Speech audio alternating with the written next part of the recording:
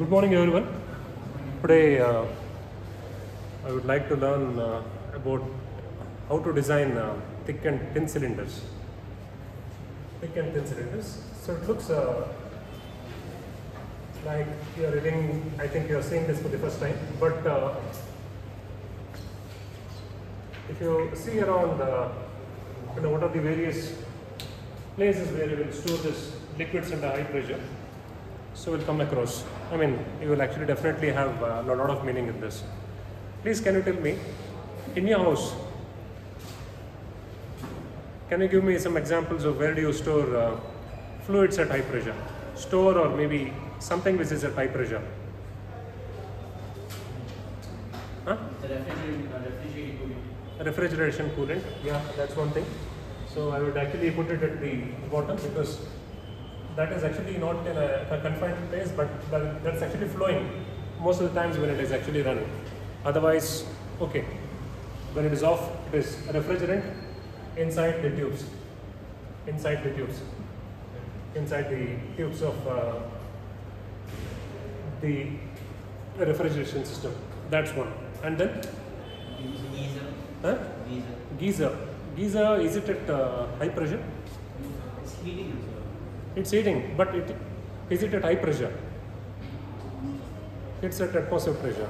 It looks like a cylinder where it is stored at pressure, but it's not at high pressure. So geyser has a vent valve, so through which excess steam can come out. Otherwise, it would be very hazardous if it explodes with very hot water. Where else? Come on, in your house. LPG. Huh? LPG cylinder. So LPG cylinder is at some high pressure. And then where else? Where else are you using something which is at high pressure? That usually makes whistling sound. Cooker. Pressure cooker. It says pressure cooker, no?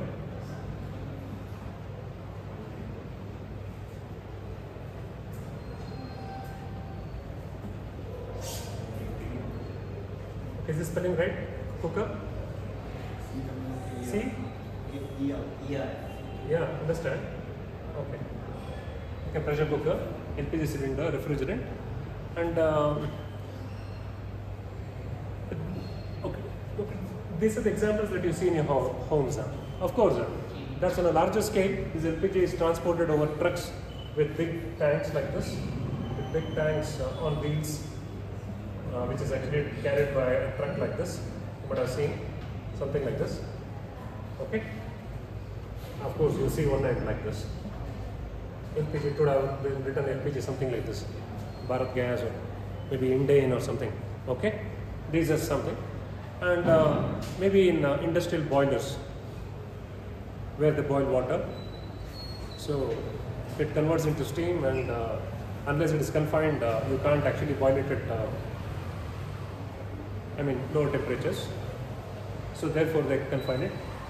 So all these places you actually have some mechanical containers, metal containers which are actually trying to hold this fluids at high pressure. Okay, now basically under this, okay, so these are the examples. Can you tell me what would be the thickness of the LPG cylinder? LPG cylinder in your homes, it looks something like this. There will be like, it will be like this. Of course, it actually curves down like this, with a shape, and something like this.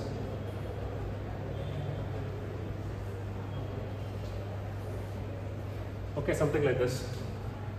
And these are actually attached on the outside, and here is a valve, something like this.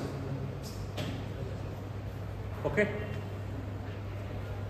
So what do you think? Now, what do you feel is the thickness of this? Any imagination? What would be the thickness of this? How much mm?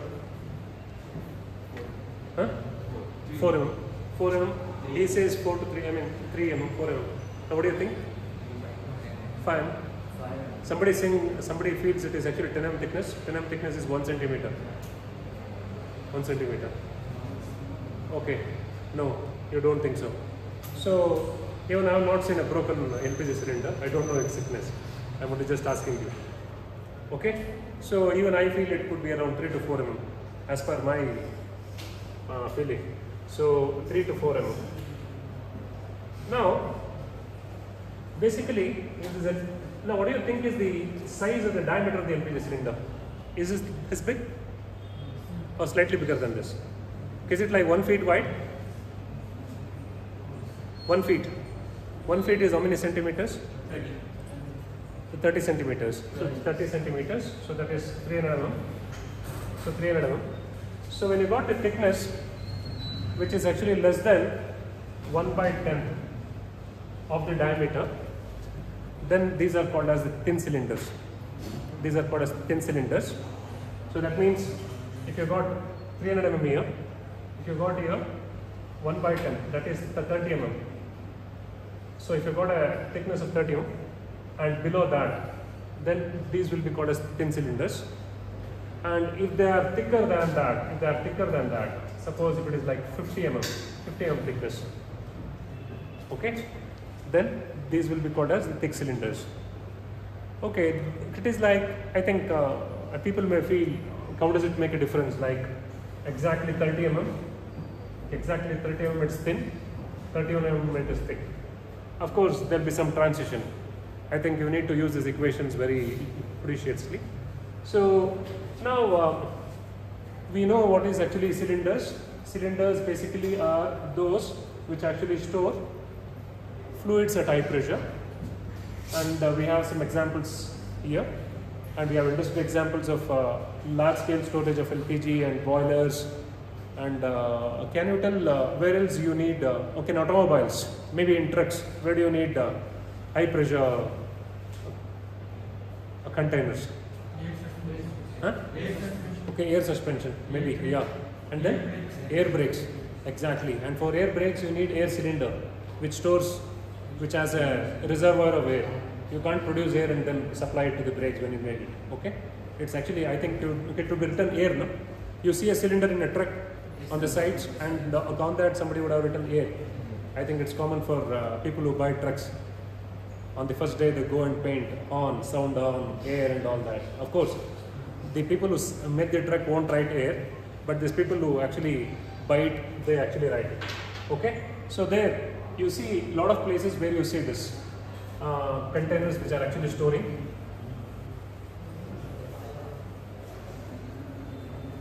high pressure liquids. Okay, now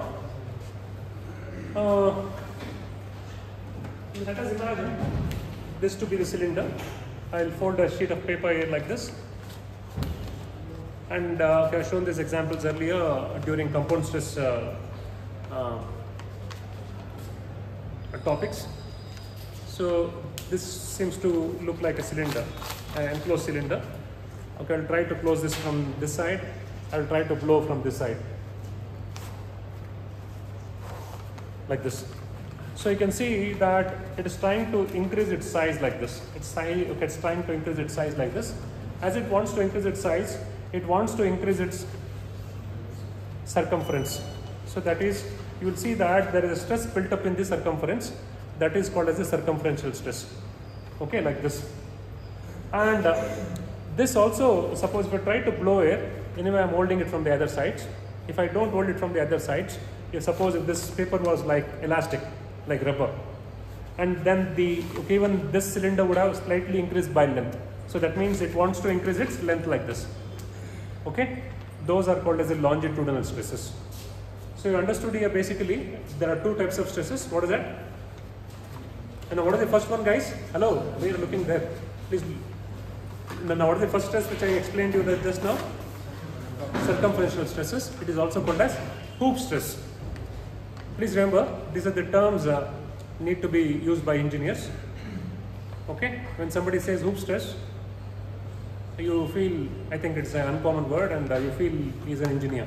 Okay, these are the words you need to use. So hoop stress is basically circumferential stress which acts along the circumference to increase the circumference. And then there are longitudinal stresses which would actually try to increase the length of the cylinder. So basically, if I actually try to draw it on this sheet of paper, if I try to draw it on the sheet of paper. For this cylinder, now for this cylinder, you can say that now the stresses which are actually acting like this are called as sigma L. What is sigma L?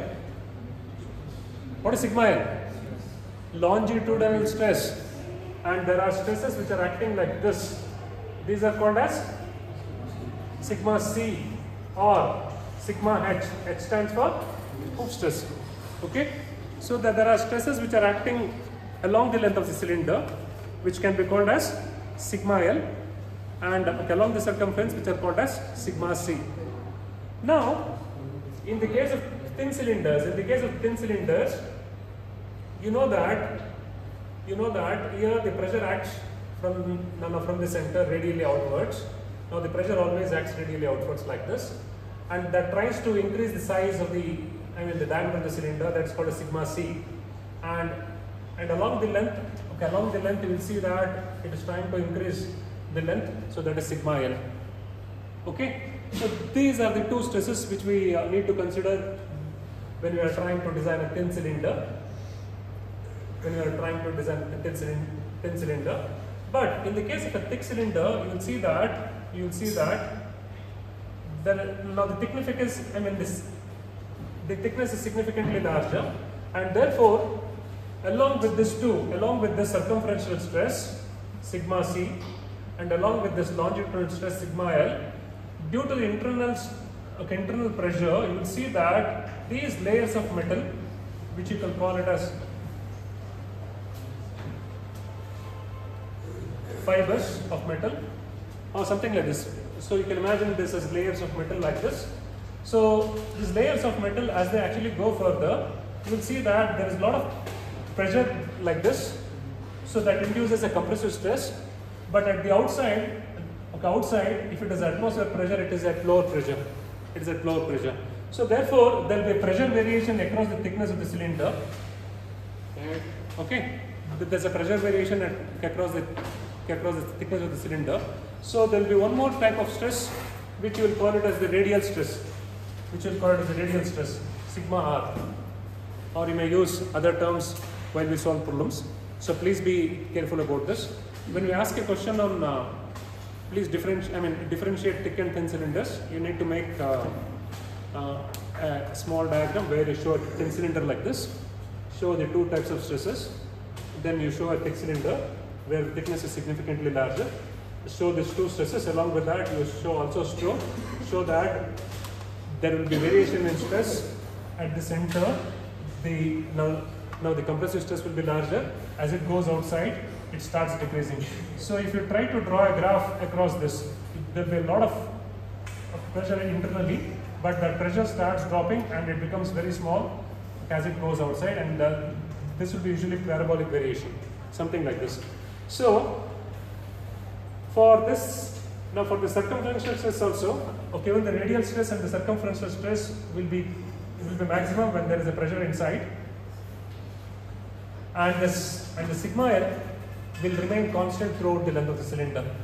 But in the case of thin cylinder, since it is so thin that you can imagine this to be made up of a single slice of metal, single sheet of metal, instead of having many layers of metal. So you don't have to imagine that there is a variation in the compression stress along the fiber, along these fibers, because there is only one fiber. I think because the thickness is very, very small, you can almost feel that this radial stress is not varying. And since it is not varying, we will not consider it. So we will only think of the circumferential stress and the longitudinal stress. Okay, this is about the types of stresses and basically the difference between the thick and thin cylinder.